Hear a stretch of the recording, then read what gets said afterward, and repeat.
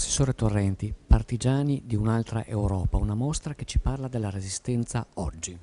Sì, una mostra che ci parla della Resistenza con i volti di oggi, quindi non con i volti di 70 anni fa, dei protagonisti di 70 anni fa. Una mostra quindi che ci riporta all'attualità della Resistenza, dei suoi valori, delle sue esigenze, delle sue risposte. Questo non vuol dire che per 70 anni l'Europa è stata ferma, tutt'altro. L'Europa in 70 anni ha dato una sostanziale stabilità e se noi accettiamo la tragedia jugoslava, diciamo, ci rendiamo conto di quanti passi avanti e anche di quanto poco forse noi ci rendiamo conto di quanto l'Europa sia stata utile in questo secondo dopoguerra.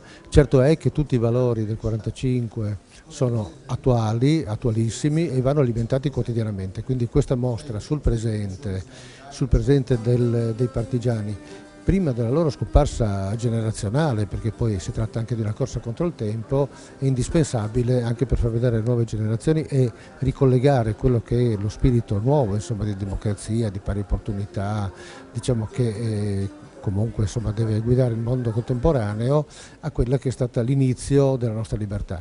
Quindi una mostra importante, bellissima da un punto di vista artistico e bellissima da un punto di vista etico. Assessore Panariti, Partigiani di un'altra Europa, lei ha parlato di una mostra commovente. Sì, capace di muovere sentimenti, pensieri e riflessioni.